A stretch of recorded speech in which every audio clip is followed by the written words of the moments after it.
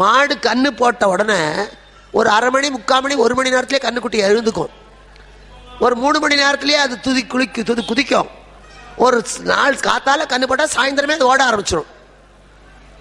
மற்ற ஜீவராசியெல்லாம் பிறந்த உடனே அதனுடைய இயல்பு.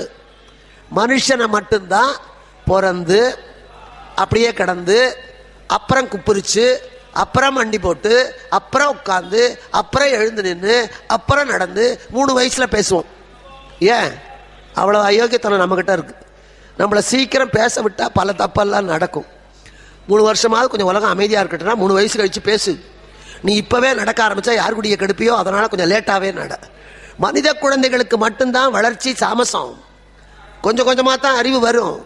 ஆனால் புல்லை திங்க வேண்டும் என்பது கன்று குட்டிக்கு 1 மாசத்துல தெரியும். வால் ஆட்டணும் என்பது நாய்க்குட்டிக்கு 22 நாள்லேயே தெரியும். மனுஷனுக்கு தான் அப்பாவை பார்த்து சிரிக்கணுங்கிறதுக்கு வயசு முழுக்க தெரியறதில்ல.